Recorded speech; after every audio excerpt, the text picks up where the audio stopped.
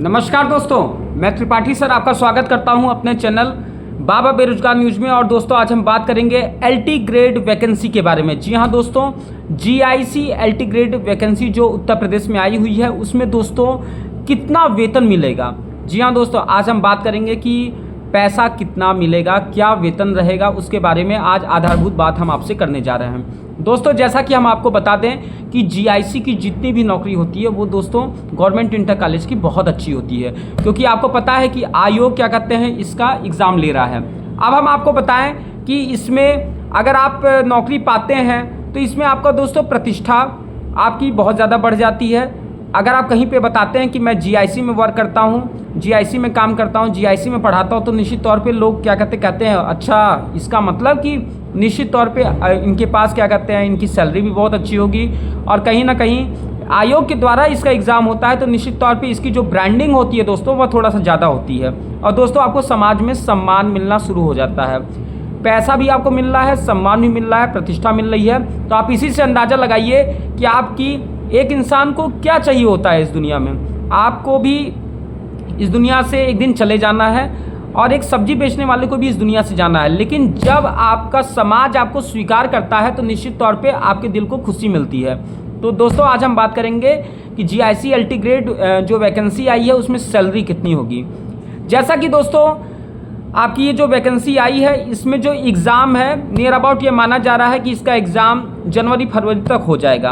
और उसके बाद दोस्तों आपको पता है कि उत्तर प्रदेश में कोई भी अगर वैकेंसी पूरी होती है तो वह धीमे धीमे पूरी होती है। तो लगभग आप ये मान के चलिए कि 2026 में 2026 में के अंत तक लगभग अगस्त सितंबर अक्टूबर से पहले आपको क्या कहते हैं ज्वाइनिंग नहीं मिलने वाली है। एग्ज़ाम होगा, उसका प्रोसेस होगा, उसके बाद क्या कहते हैं चीज़ें होंगी। आपको 2026 में लगभग सितंबर अक्टूबर के करीब आपकी ज्वाइनिंग होगी। उसके बाद आपको पता है कि 2026 में 8वां वेतन आयोग 8th पे कमीशन लगने वाला है। अब इस समय जो एलटी ग्रेड की जो ग्रेड पे है वह लगभग दोस्तों 4600 के करीब है। अब आप सोचिए कि 4600 ग्रेड पे है तो होगा क्या, कितनी सैलरी बढ़ेगी। सबसे पहले हम आपको आज बताते हैं फिटमेंट फैक्टर के बारे में। दोस्तों होता क्या है कि जैसे मैं आपको एक अंदाज़ा बताता हूँ। मान लीजिए कि 4600 ग्रेड पे आपकी चल रही है, 4600 ग्रेड पे के करीब क्या कहते हैं जो वेतन होता है दोस्तों लगभग 44,000 के करीब बनता है, 44-45 हज़ार के करीब बनता है। अब अगर 43-44 हज़ार अगर आप मान के चलिए कि इतना बनता है तो इसमें जो फिटमेंट फैक्टर होगा वह लगभग ये मान के चला जा रहा है कि फिटमेंट फैक्टर इस बार जो गवर्नमेंट रखेगी वह लगभग 1.9 के करीब रखेगी, लगभग 2 के करीब रखना चाहिए, मेरा ये मानना है। क्योंकि हर 10 साल के बाद क्या कहते हैं फिटमेंट फैक्टर में सुधार होता है, फिटमेंट फैक्टर क्या कहते हैं डिसाइड किया जाता है। तो 10 साल तक आपका जो ग्रेड पे तय हुआ है उसी के आधार पे आपका वेतन 10 साल तक दिया जाता है। उसमें महंगाई भत्ता और जो और भी अलाउंस है वो जोड़कर आपको दे दिया जाता है। रही बात कि इस बार ऐसा माना जा रहा है कि जो फिटमेंट फैक्टर होगा वो 1.92 रहेगा। तो दोस्तों इस हिसाब से अंदाज़ा लगाइए कि 44,000 में अगर 1.92 के करीब क्या कहते हैं आप गुणा कीजिए, ऑन एवरेज आपका 85-86 हज़ार के करीब क्या कहते हैं चीज़ें बन रही हैं। ये तो आपका हो गया मूल वेतन हो गया। इसके बाद दोस्तों जो आपका एचआरए होगा हाउस रेंट अलाउंस होगा, वह लगभग मान लीजिए कि आप शहरी इकाई में हैं या गांव की इकाई में हैं, ये तो डिपेंड करेगा। मान लीजिए 6% हम मान के चलते हैं।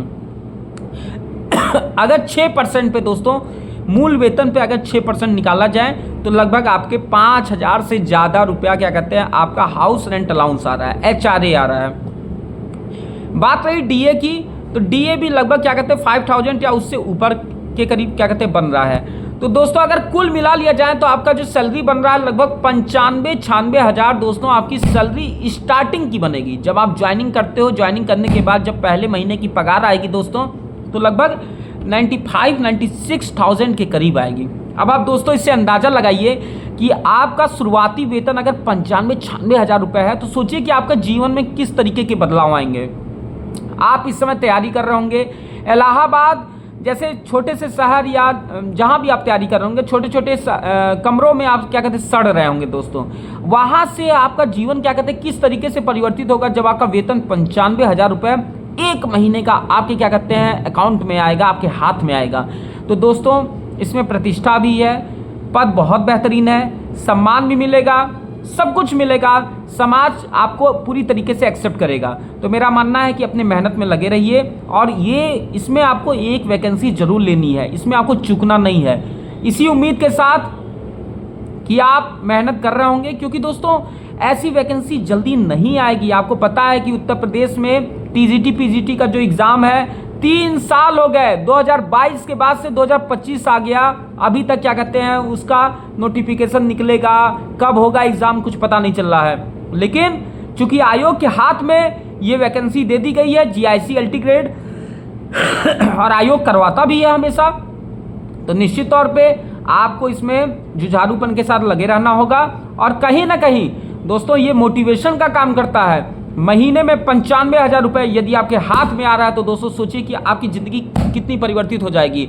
आज आप कोई भी चीज़ खरीदने से पहले 10 बार सोचते हैं दोस्तों, उस समय क्या होगा, उस समय आपकी क्या कहते हैं जब जेब की कैपेसिटी बढ़ेगी दोस्तों, जब जेब में ताकत बढ़ेगी। क्योंकि दोस्तों जीवन में आज के दुनिया में पैसे से बड़ा कुछ भी नहीं है। कहते हैं ना कि बाप बड़ा ना भैया, सबसे बड़ा रुपया।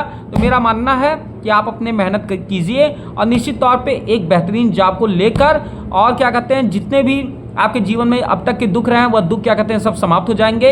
इसी आशा के साथ कि यह वीडियो आपको मोटिवेशन देगा और कहीं ना कहीं आप मेहनत करने के लिए क्या कहते हैं बाध्य होंगे। निश्चित तौर पे होता है, कई बार मोटिवेशन हमारे में कम हो जाता है, तो मेरा मानना है कि निश्चित तौर पे इससे बेहतरीन वैकेंसी आपको जल्दी नहीं मिलेगी।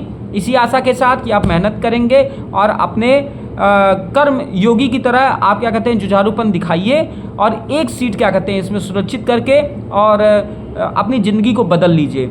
इसी के साथ मैं अपनी वाणी को विराम देता हूँ। जय हिंद, जय भारत, जय मातृभूमि।